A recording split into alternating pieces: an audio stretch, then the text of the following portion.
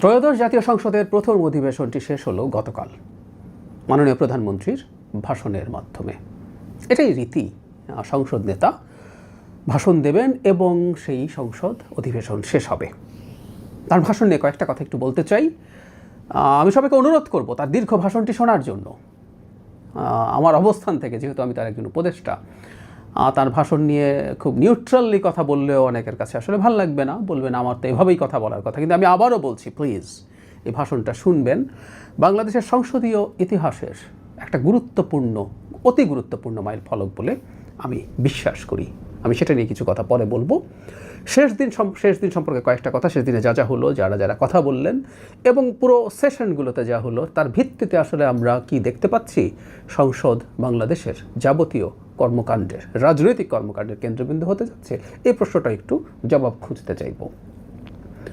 শেষ দিন ঘটনাবহুল ছিল, এটাই রীতি। সাধারণত আমরা কথ্য ভাষায় যাদেরকে হেভি ওয়েট বলি, সেই মানুষরা শেষ দিন স্পিচ দেন। জনাব নাহিদ ইসলাম বক্তব্য দিয়েছেন, বিরোধী দলীয় চিফ হুইপ।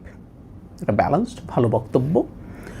এনসিপিকে দেখলাম সেলিব্রেট করবেন, এটাই করা উচিত। তারা তাদের জায়গা থেকে করবেন। তার কথার মধ্যে যুক্তি, তথ্যপাত্য ভালো ছিল, পাল্টা যুক্তিও প্রচুর আছে। সেই আলোচনায় আজকে যাচ্ছি না। জনাব নাহিদ ইসলাম সংসদে কথা বলছেন, দেখতে ভালো লাগে। আমি প্রায় বলি যে গণঅভ্যুত্থানের পোস্টার বয় তিনি অনুপ্রেরণা জাগিয়েছেন। এনসিপির আরও যারা আছেন তারা বিভিন্ন সময় ভালোভাবেই কথাবার্তা বলেছেন এবং অনেকে এটা বলেন যে জামায়াতের সদস্যদের চাইতেও জামায়াতের সদস্যদেরকে ছাপিয়ে গেছেন, তাদের সংখ্যা কম থাকলেও। এটারও ভিত্তি খানিকটা আছে বলা যায়। জামায়াত ইসলামের আমির যে বক্তব্য দিয়েছেন সেটাও খুবই ব্যালেন্সড ছিল, খুবই সফট ছিল। সরকারের ক্রিটিক থাকারই কথা বিরোধী দলীয় নেতার বক্তব্যে, সেটা ছিল। কিন্তু তার সাথেও একসাথে কাজ করার একটা আহ্বান, একসাথে কাজ করার, সমস্যাকে একত্রে সমাধান করার একটা প্রত্যাশা, বা তাদের সমস্যাকে একসাথে সমাধান করার মতো চেষ্টা তাদের দিক থেকে আছে, এরকম একটা সিগন্যাল সেদিক থেকে ছিল। সরকারি দলের হেভিওয়েটরা বক্তব্য রেখেছেন। জনাব সালাউদ্দিন আহমেদ যুক্তি, তথ্য এবং উইট মিলিয়ে অসাধারণ একটা স্পিচ দিয়েছেন। বিএনপি মহাসচিব দুর্দান্ত কথা বলেছেন। জনাব আনিস খসরু মাহমুদ চৌধুরী, সো এরকম যারা হেভিওয়েট আছেন তারা সবাই কথাবার্তা বলেছেন। এর মাঝেও আসলে ক্রমাগত আমাদের সংসদ সদস্যরা যা বলেছেন, সরকারি দল বিরোধী দল মিলে একটা প্রাণবন্ত পার্লামেন্ট ছিল, কোনো সন্দেহ নাই। তবে আমরা যদি প্রাথমিকভাবে বিবেচনা করি তাহলে গ্রসলি বলা যায়, সংখ্যার তত্ত্বের বিচারে না, সরকারি দলের সামনে আসলে বিরোধী দলের যে পারফরমেন্স ইন দ্য পার্লামেন্ট, সেটা আসলে একেবারেই ভালো কিছু হয়নি। এনসিপির কিছু সদস্য ভালো করেছেন। মূল যে দল জামায়াত ইসলামী, তাদের দিক থেকে পারফরমেন্স আদৌ ভালো কিছু হয়েছে বলে মনে হয় না। একজন স্বতন্ত্র সদস্যের কথা না বললেই না, ব্যারিস্টার রুমিন ফারহানা, তিনি তার স্বতন্ত্র জায়গা থেকেও বেশ ভালো বেশ কিছু ইস্যু সামনে এনেছেন, ভালো বক্তৃতা করেছেন। এভাবেই সংসদ বেশ প্রাণবন্ত হয়ে উঠেছে, আমরা এটা বলতে পারি। বহু বছর পর মানুষ একটা পার্লামেন্ট দেখতে পারলো যেটা এইরকম ভাইব্রেন্ট হয়ে কাজ করেছে, যেটা একটা জেনুইন পার্লামেন্ট। যেহেতু এটা মাল্টিমিডিয়ার যুগ, সোশ্যাল মিডিয়ার যুগ, মুহূর্তেই ক্লিপ ছড়িয়ে পড়ছে এবং আমি দেখছি লক্ষ লক্ষ না মিলিয়ন ভিউ হচ্ছে। মানুষ অত্যন্ত আগ্রহ নিয়ে এই বিতর্ক দেখেছে প্রাণ ভরে। এটা সরকার এবং বিরোধী দল, বিশেষ করে বিরোধী দলের কাছে একটা গুরুত্বপূর্ণ বার্তা দেয়, খুবই গুরুত্বপূর্ণ বার্তা। সেটা হচ্ছে সংসদে যাবতীয় রাজনৈতিক কর্মকাণ্ডের কেন্দ্রবিন্দু হওয়া উচিত। যদিও বিরোধী দল এখন গণভোট বাস্তবায়নের নানান ইস্যুতে মাঠে বিভাগীয় পর্যায়ে, পরে ঢাকায় মহাসমাবেশ করার কর্মসূচি দিয়ে বসে আছেন, আমার মনে হয় তাদের জনগণের সেন্টিমেন্ট বা পালস বোঝা দরকার, যে জনগণ আসলে কী চাইছে। জনগণ চায় সংসদে তর্ক বিতর্ক হোক। প্রচুর হিটেড বিতর্ক হয়েছে গণভোট ইস্যুতে, জুলাই সনদ ইস্যুতে এবং মুক্তিযুদ্ধ বা সরকারের সমালোচনায় বেশ টাফ ডিবেটও হয়েছে। কিন্তু শেষ দিন এসে আমরা দেখলাম দুই দলই তাদের বক্তব্য, বিশেষ করে দুই নেতার কথা যদি বলি, আমি বিরোধী দলীয় নেতা জনাব ডাক্তার শফিকুর রহমান, তিনি অত্যন্ত ব্যালেন্সড, অত্যন্ত সফট একটা বক্তব্য দিয়েছেন, যার মধ্যে সরকারের সমালোচনার সাথে সাথে আগেই বলেছি একটা প্রত্যাশা আছে। তারা চান তাদেরকে সাথে রেখে কাজ করা হোক। মাননীয় প্রধানমন্ত্রীর বক্তব্যের কথায় আসছি। তার বক্তব্যটা আমি আবারও বলি, একটা দীর্ঘ বক্তব্য, একটু দেখা দরকার আছে।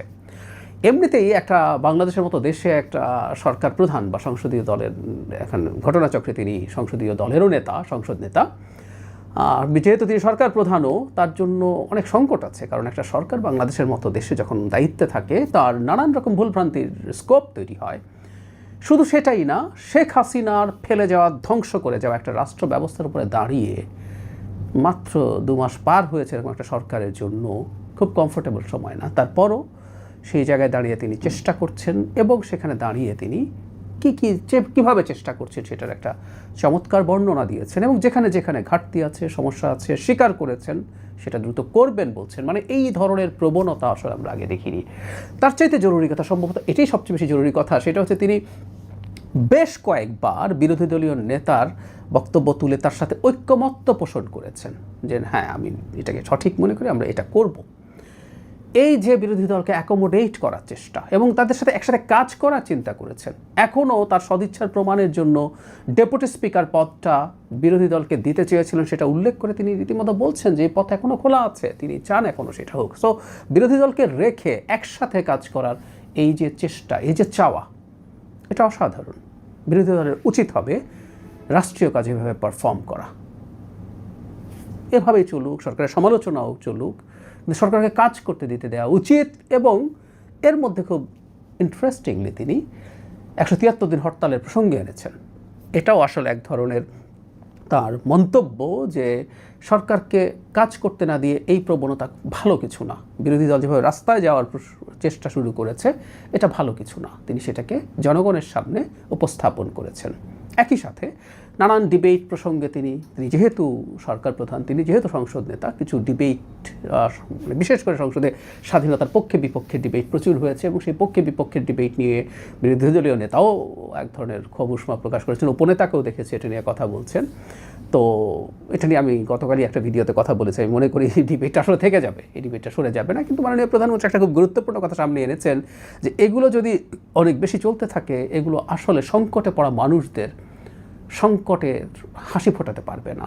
হামে আক্রান্ত শিশুর মায়ের কথা বলছেন, হাওড় অঞ্চলে যে কৃষক তার ফসল হারাচ্ছে তার কথা বলছেন, সেগুলো উল্লেখ করেছে। সো ওই প্রশ্নগুলো খুব গুরুত্বপূর্ণ। এবং হিটের বিতর্ক শুধু মুক্তিযুদ্ধই শুতে হয়েছে তা না, জুলাই সনদোষিত অত্যন্ত উত্তপ্ত বিতর্ক হয়েছে, যেটা হবারই কথা ছিল। এবং আমি বহুবার বলেছি, আমি সংসদ নির্বাচনের আগেই বলেছিলাম যে পরবর্তী জায়গায় এই ঘটনা ঘটতে পারে, এবং বিট্রে করে, প্রতারণা করে এই জুলাই সনদ এবং গণভোট যে জায়গায় নিয়ে যাওয়া হয়েছে সেটা খুবই সমস্যাপূর্ণ ছিল। মাননীয় প্রধানমন্ত্রীর সবচেয়ে গুরুত্বপূর্ণ একটা জায়গা যদি পিক করতে চাই, আমি অনেক কিছুই বললাম, এই জায়গাটা একটু আমি মানে একদম এক্স্যাক্টলি পড়ি। আমি আবারও বলছি, খুব অল্প কিছু আমি টাচ করছি। আমি আবারও বলি, আমি রিকোয়েস্ট করি সবাইকে, সবাই স্পিচটা শুনবেন। মাননীয় প্রধানমন্ত্রী একটা জায়গায় বলছেন, তিনি আপনারা যারা স্পিচে দেখেছেন দেখবেন, উনি ওনার সিটটাকে রীতিমতো পয়েন্ট আউট করে বলছেন, দেখলে মনে হয় এ চেহারে বসতে আরাম, কিন্তু এই চেয়ারটাতে বসে তার মনে হয় প্রতি মুহূর্তে আগুনের তাপ আসছে। এখানে অনেকে একটু হাসছিলেন, তিনি থামিয়ে বলছেন উনি এটা সিরিয়াসলি বলছেন, এটা হাসির বিষয় বা হালকা বিষয় না। তিনি বলেন, আমি হয়তো আরও পপুলার কথা বলতে পারতাম, যেটাতে আরও অনেক বেশি তালি হয়, কিন্তু এই চেয়ার আমাকে বলে আমি সবসময় পপুলার কথা বলতে পারি না। তিনি বলেন এই চেয়ার বলে তাকে সঠিক সিদ্ধান্তই নিতে হবে, পপুলার সিদ্ধান্ত নয়। আমি এই জায়গাটা আবারও পড়ি, শেষ অংশটা। এই চেয়ার বলে তাকে সঠিক সিদ্ধান্তই নিতে হবে, পপুলার সিদ্ধান্ত নয়। আমরা খেয়াল করি এর মধ্যে আরও ডিটেল কথাবার্তা উনি বলেছেন। তিনি এটা বলেছেন যে রাজনীতিবিদ হিসেবে আমারও ইচ্ছে হয় আমি একটু বেশি হাততালি পাই, কিন্তু চেয়ারটা আবার ক্রমাগত এটা করে। পপুলার সিদ্ধান্ত একই সাথে জনস্বার্থে হতে পারে কখনো কখনো, আবার কখনো কখনো, যেটাকে আসলে তিনি উল্লেখ করার চেষ্টা করেছেন, কখনো কখনো বা অনেক সময় সঠিক সিদ্ধান্ত পপুলার নাও হতে পারে, আনপপুলার হতে পারে। প্রতিটা সঠিক সিদ্ধান্ত কোনো না কোনো মানুষকে, কোনো না কোনো শ্রেণী পেশার মানুষকে কোনো না কোনোভাবে এফেক্ট করবে, সেই কথাটা স্মরণ করিয়ে দিয়েছেন। আমি জনগণের কাছে আহ্বান জানাই, তার একজন উপদেষ্টা হিসেবেও মাননীয় প্রধানমন্ত্রীর এই কথাটা আমরা যেন সবাই মন দিয়ে অনুধাবন করি, অনুভব করি। একটা সরকার একেবারে ধ্বংসপ্রাপ্ত, ভঙ্গুর না, ধ্বংসপ্রাপ্ত রাষ্ট্র ব্যবস্থার উপরে দাঁড়িয়ে দায়িত্ব নিয়েছে। সেই সরকারকে এই সব কিছু ঠিক করা, অর্থনীতি থেকে শুরু করে রাষ্ট্রীয় প্রতিটা প্রতিষ্ঠান ঠিক করার জন্য অনেক সময় আনপপুলার সিদ্ধান্ত নিতে হবে, জনগণ যেন সরকারের সদিচ্ছা, মাননীয় প্রধানমন্ত্রীর সদিচ্ছাটা অনুভব করার চেষ্টা করেন, সেটা রাষ্ট্রের জন্য ভালো হবে। দীর্ঘমেয়াদে, মধ্যমেয়াদে, স্বল্প মেয়াদে কারো কারো কাছে খারাপ লেগে উঠতে পারে, কিন্তু এটা আলটিমেটলি কল্যাণকর হবে, এই বোধটা যেন সবার মধ্যে থাকে। আমি আশা করি সরকার, আমি বিশ্বাস করি, নিজের সরকার অংশ হিসাবেও বলছি, আমরা কেন এই ধরনের যদি আনপপুলার সিদ্ধান্ত হয় সেটাকে খোলা মনে ব্যাখ্যা করার চেষ্টা করব, জানানোর চেষ্টা করব। আমি আশা করি তাতে তাদের এই বোধ কমে যাবে যে আমাদের ক্ষতি হচ্ছে বা আমরা খারাপ আছি। আমি আশা করি সবাই এই সমর্থনটা বজায় রাখবেন। শেষে কয়েকটা কথা বলা একটু জরুরি।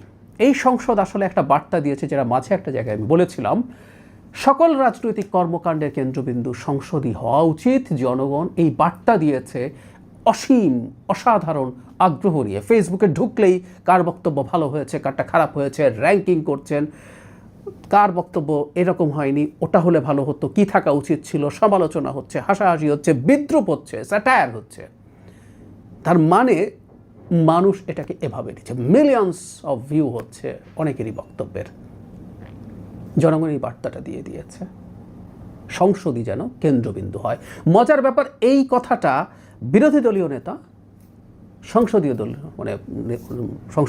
দলের সরকারি সংসদ নেতা দুজনই ঠিক এই কথা বলেছেন, যে এর দিকে সারা দেশ তাকিয়ে আছে। সো দুজনই চমৎকারভাবে যখন একমত হচ্ছেন, ভবিষ্যৎ কি এরকম হবে? আমি আশাবাদী হতে চাই, শঙ্কাও আছে। কিছু হতে না হতেই রাজপথে যাওয়ার একটা প্রবণতা দেখছি, এটা গণতান্ত্রিক পন্থায় থাকলে ইটস ফাইন।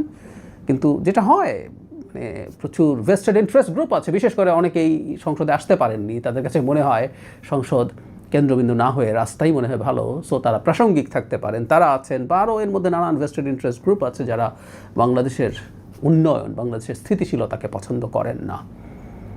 এই আশঙ্কাটা রেখেও আমি আশা করতে চাই, শেষটা যেভাবে হলো, দুই নেতা যেভাবে পরস্পরকে রেকগনাইজ করলেন, পরস্পরের সাথে একসাথে কাজ করার কথা বললেন, সেভাবেই সব কিছু চলুক। আমরা আশাবাদী হতে চাই।